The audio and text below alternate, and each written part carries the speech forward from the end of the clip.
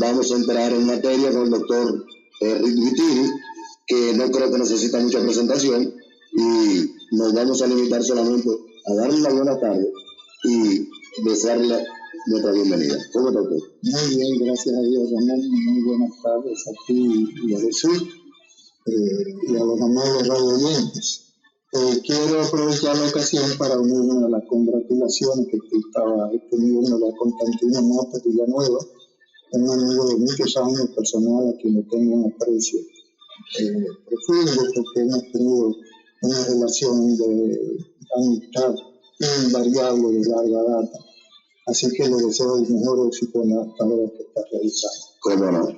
Doctor, entre los recortes de periódicos para engrosar mi hemeroteca, tengo yo por aquí lo que fue el manifiesto del Partido Demócrata Cristiano, el cual usted preside, que más que manifiesto, ya se lo dije antes de que entráramos a cabina, más que manifiesto, esto es una declaración de principio, porque realmente después que yo lo he leído y lo he analizado, veo que usted trata con mucha grandilocuencia, si se quiere, el tema de lo que es la democracia. Y como usted sabrá, nuestros partidos políticos en República Dominicana y en otras áreas del Caribe y del mundo solamente se llaman demócratas de nombre. ¿Será su partido, que sabemos que está creciendo, de llegar al poder? ¿Será cierto eso? ¿Me permitirá usted a nosotros y a los amables oyentes y a todos los dominicanos creer en que alguien va a valorar realmente la democracia?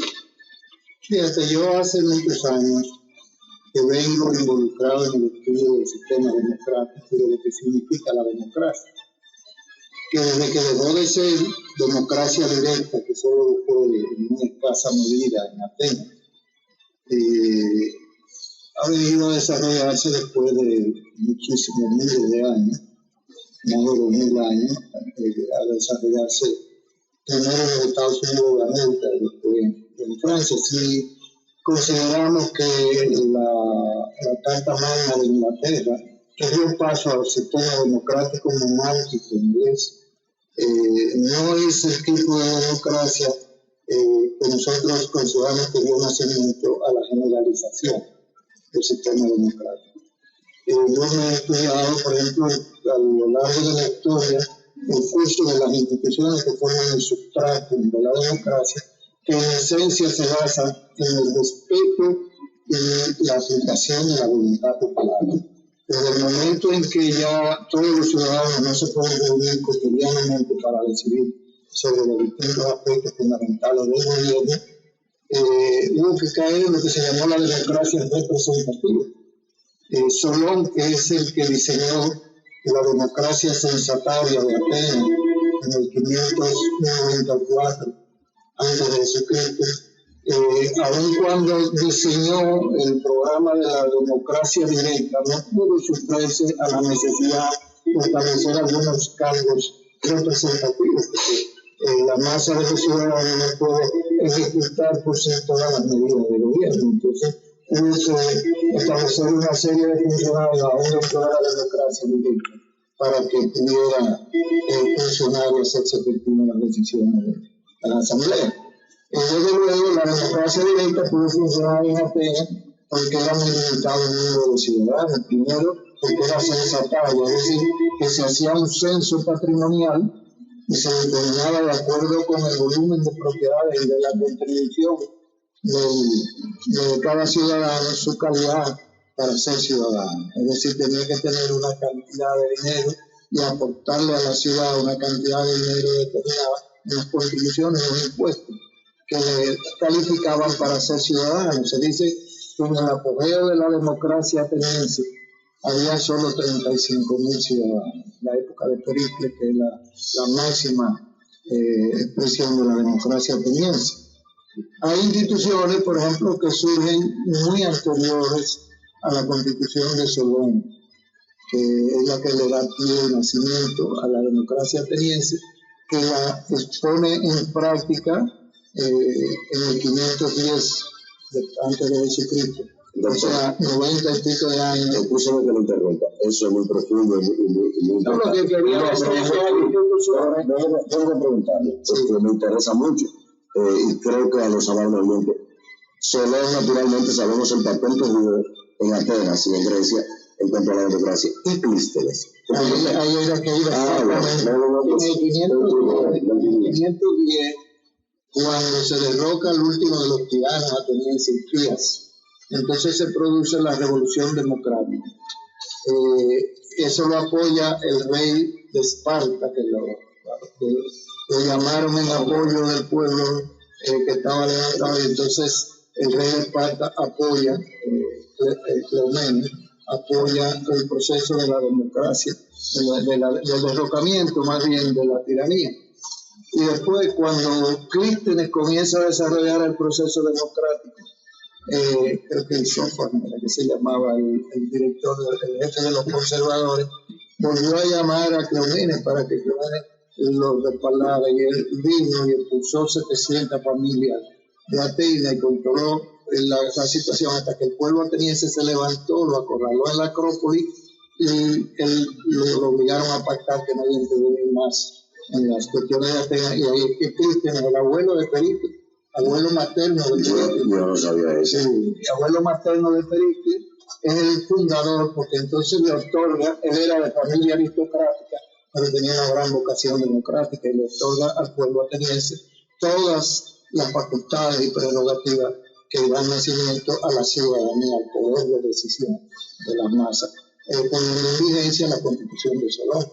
Y hablaba, por ejemplo, de que hay una serie de instituciones que la gente confunde mucho. Por ejemplo, el habeas corpus, que se considera una de las grandes conquistas democráticas, que la gente cree normalmente que fueron establecidas por los ingleses, que fue establecido por los ingleses después de la Carta Magna y del Bill of Rights y de la reclamación de derechos.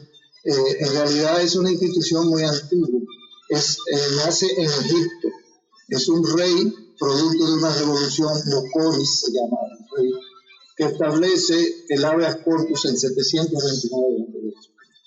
Establece el habeas corpus y otra serie de medidas que hoy son instituciones del derecho civil y de las libertades públicas. Por ejemplo, prohibió la prisión por deuda, soltó a todos los que estaban presos por deuda, y estableció lo que después los franceses consagraron en la ordenanza de Montiel-Letour, la obligación de comprobar toda deuda que exceda de ciertos límites por escrito, si no se considera inválido.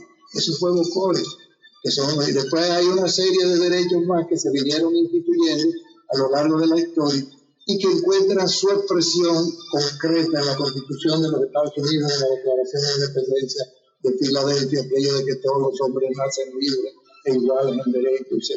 Y la Declaración de los Derechos del Hombre y del Ciudadano de Francia, que consagran todo.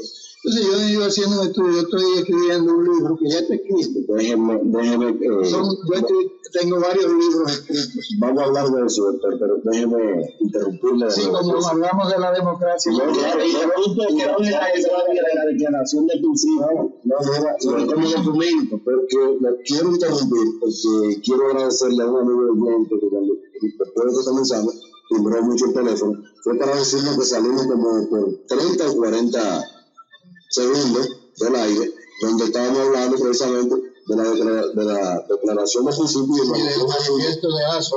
De ASO, exactamente, y quiero agradecerle porque realmente la gente se interesa por estos temas. No es apuro, podemos hablar unas 2 horas de democracia nada más, porque yo sé que la gente está sí, fíjate, yo escribí un libro de 3 tomos, que lo estoy revisando, que se llama Ensayos breves sobre política y democracia.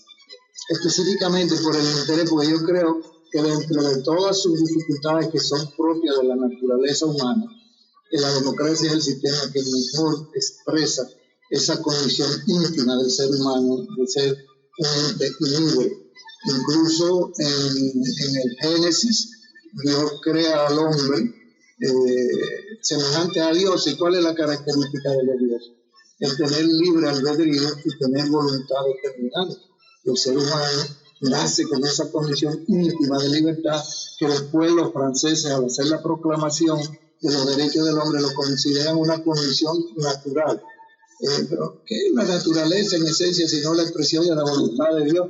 Ahí yo leo a veces la expresión que se tiene de que el estudio de los orígenes de las especies de Darwin contradice la Biblia, y no es verdad, la confirma. Lo que pasa es que nosotros no entendemos el lenguaje simbólico de la Biblia. La Biblia dice que Dios hizo al hombre del barro.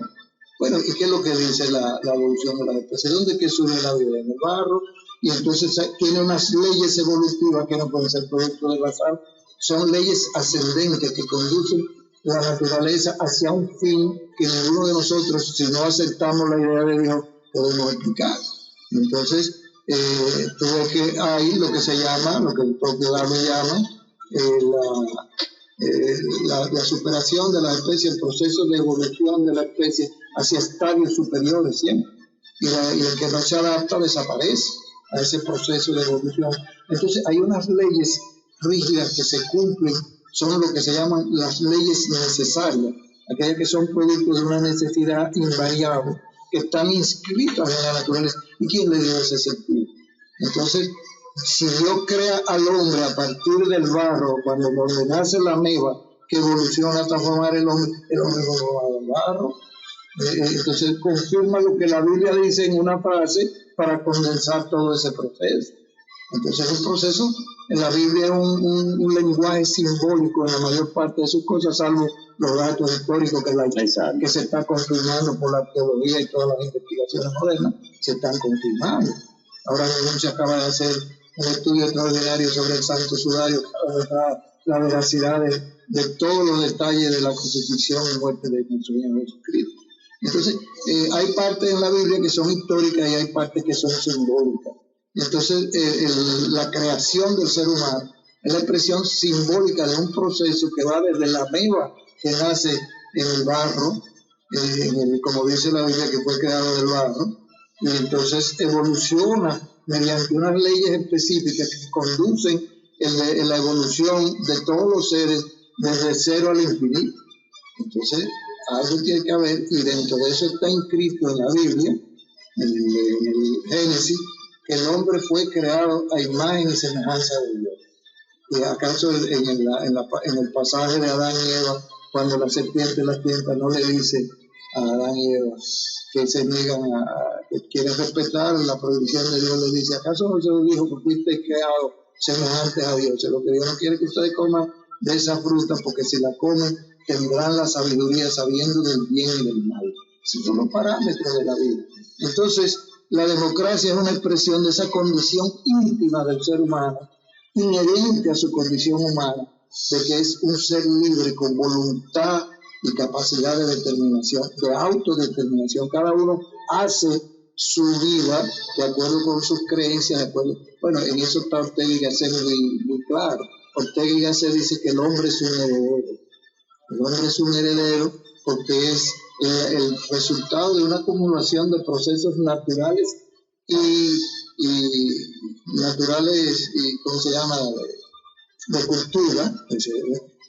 El hombre, la condición humana está en todo lo que el hombre ha sido capaz de crear, es decir, en esa capacidad de creación, que no la tiene ningún otro animal.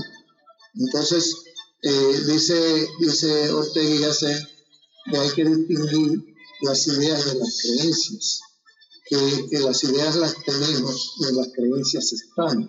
Entonces, partiendo de esa creencia de que el hombre es creado libre fundamentalmente, donde nace el concepto fundamental de la democracia. ¿Por qué?